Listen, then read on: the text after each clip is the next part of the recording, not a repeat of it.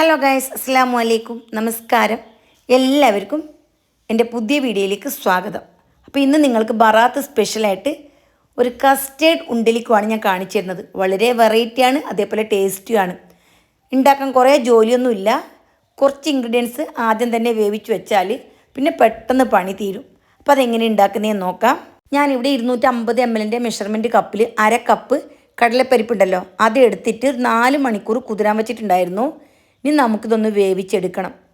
ഒരു കുക്കറിലിട്ട് അര കപ്പ് വെള്ളം ഒഴിച്ചിട്ട് ഒരു 4-5 വിസിൽ വരുന്നത് വരെ വേവിച്ചെടുക്കണം. കൂടുതൽ വെന്ത് കുഴഞ്ഞു പോകാൻ പാടില്ല.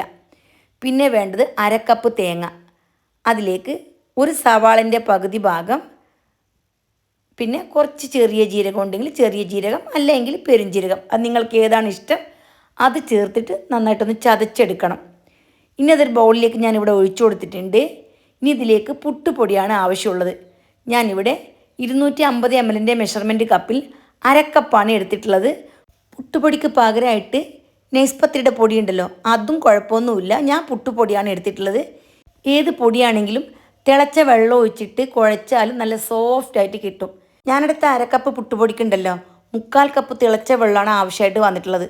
അപ്പോൾ വെള്ളത്തിൻ്റെ കണക്കൊക്കെ അങ്ങോട്ടോ ഇങ്ങോട്ടോ ആവാം.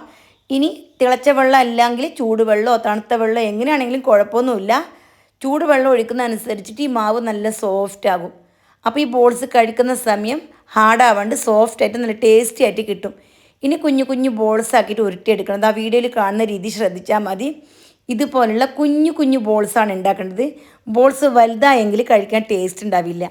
ഇനി എല്ലാം കൂടി നമുക്ക് ഇതേപോലെ തന്നെ ഉരുട്ടിയെടുക്കണം. അപ്പോൾ വളരെ സിമ്പിളാണ്, പക്ഷേ കുറേ സ്റ്റെപ്സ് ഉണ്ട്, അത്രയേ ഉള്ളൂ. കഴിക്കാൻ ഭയങ്കര ടേസ്റ്റാണ്. ഇനി ബോൾസ് ഉണ്ടല്ലോ ആവിയിൽ നന്നായിട്ടൊന്ന് വേവിച്ചെടുക്കണം. മീഡിയം തീയിൽ 20 മിനിറ്റാണ് ഇത് വെന്ത് കിട്ടാൻ ആവശ്യമുള്ള സമയം. പിന്നെ 1 ലിറ്റർ പാലുണ്ടല്ലോ നന്നായിട്ട് തിളപ്പിച്ചെടുക്കണം. ഞാൻ പാക്കറ്റ് പാലാണ് എടുത്തിട്ടുള്ളത്. ഇനി പകരമായിട്ട് തേങ്ങാപ്പാൽ വേണമെന്നുണ്ടെങ്കിൽ അതും ഉപയോഗിക്കാം. അപ്പോൾ ഒരു 4 ടേബിൾ സ്പൂൺ ഞാനിവിടെ മാറ്റി വെച്ചിട്ടാണ് ഇത് തിളപ്പിക്കാൻ വെക്കുന്നത്. ഇതിലേക്ക് പാലൊക്കെ തിളച്ച് വന്നാൽ 1.5 നേന്ത്രപ്പഴം, മീഡിയം സൈസിലുള്ള അളവാണ് ഞാൻ പറഞ്ഞിട്ടുള്ളത്, അത് ചേർത്ത് നന്നായി ഇളക്കിയതിന് ശേഷം ചെറിയ തീയിലാക്കി മൂടി വെച്ച് വേവിച്ചെടുക്കണം. തീ കൂടിപ്പോയാൽ പാലാണ് പെട്ടെന്ന് തിളച്ച് മറിയാൻ ചാൻസ് ഉണ്ട്.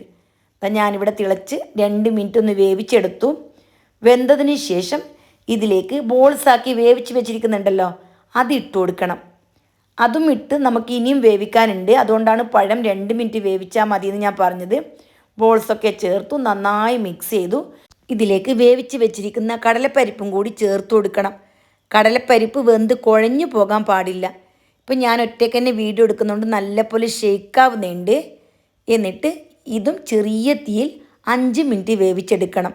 കടലപ്പരിപ്പും ബോൾസ് എല്ലാം പാലിൽ കിടന്ന് വേവണം. ഓൾറെഡി വെന്തതാണെങ്കിലും നന്നായിട്ടൊരു കൊഴുത്ത് കിട്ടാൻ വേണ്ടിയിട്ട് ഒരു 5 മിനിറ്റ് വേവിച്ചെടുക്കണം. ഇവിടെ നന്നായിട്ട് വെന്ത് വന്നിട്ടുണ്ട്. ഇതിലേക്ക് 1/3 കപ്പ് ഷുഗർ ചേർത്ത് കൊടുത്തു. ഇനി പകരം ശർക്കരയും ചേർക്കാം, പക്ഷേ പഞ്ചസാരയാണ് കൂടുതൽ ടേസ്റ്റ്. 1 കപ്പിൻ്റെ 1/3 ഭാഗം അല്ല, കറക്റ്റായിട്ടുള്ള മധുരമാണ്. ഇനി കൂടുതൽ വേണമെന്നുണ്ടെങ്കിൽ 1-2 ടേബിൾ സ്പൂൺ കൂടുതൽ ചേർത്ത് കൊടുക്കാം. ഇനി ചെറിയ തീയിലിട്ട് പഞ്ചസാരയെല്ലാം ഒന്ന് മെൽറ്റാക്കി എടുക്കണം. പിന്നെ ഇതിലേക്ക് കസ്റ്റേർഡ് പൗഡർ ഉണ്ടല്ലോ, ലെവലായിട്ട് 1.5 ടേബിൾ സ്പൂൺ. 1/4 കപ്പ് പാൽ നേരത്തെ മാറ്റി വച്ചിട്ടുണ്ടായിരുന്നു, അതിൽ കലക്കിയെടുത്തു. എന്നിട്ട് നല്ലപോലെ തിളച്ച് വെന്ത് വന്നിരിക്കുന്ന ഈ കൂട്ടിലേക്ക് പാൽ ഒഴിച്ചു കൊടുക്കണം. അതായത് കസ്റ്റേർഡ് പാലുണ്ടല്ലോ, അത് ഒഴിച്ചു കൊടുത്തതിന് ശേഷം മീഡിയം ടു ലോ ഫ്ലെയിമിലാക്കിയിട്ട് നന്നായിട്ട് ഇളക്കി ഈ കസ്റ്റേർഡ് പൗഡർ ഉണ്ടല്ലോ ഒന്ന് വേവണം. അത്രയും വരെ ഒന്ന് ഇളക്കി കൊടുക്കണം. 1-2 മിനിറ്റ് ചെറിയ തീയിൽ വെച്ച് കൊടുത്താൽ മതി. നെയ്യിൽ വറുത്ത കുറച്ച് തേങ്ങാക്കൊത്തും കൂടി ഞാനിവിടെ ചേർത്ത് കൊടുത്തിട്ടുണ്ട്.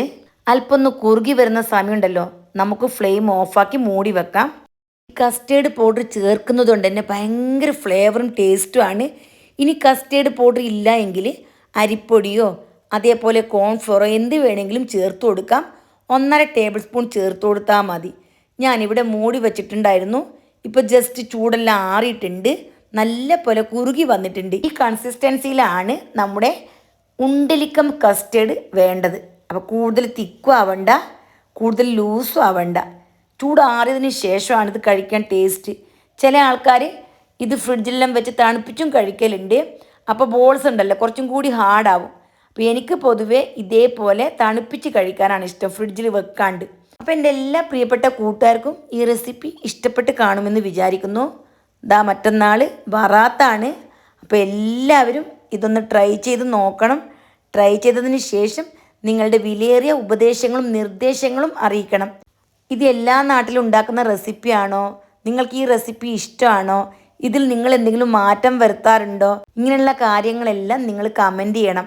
പിന്നെ നെയ്യിൽ മൂപ്പിച്ചെടുത്ത തേങ്ങാക്കൊത്തുണ്ടല്ലോ, ആ തേങ്ങാക്കൊത്ത് ഞാൻ അല്പം ഒന്ന് വിതറി കൊടുത്തിട്ടുണ്ട്.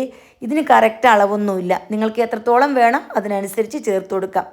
അപ്പോൾ ഇത്രയേ ഉള്ളൂ. വളരെ വളരെ സിമ്പിളായിട്ടുള്ള ടേസ്റ്റി ആയിട്ടുള്ള അടിപൊളി റെസിപ്പിയാണ്. ബറാത്ത് സ്പെഷ്യലാണ്. എല്ലാവരും ട്രൈ ചെയ്ത് ഫീഡ്ബാക്ക് അറിയിക്കുക. Bye bye.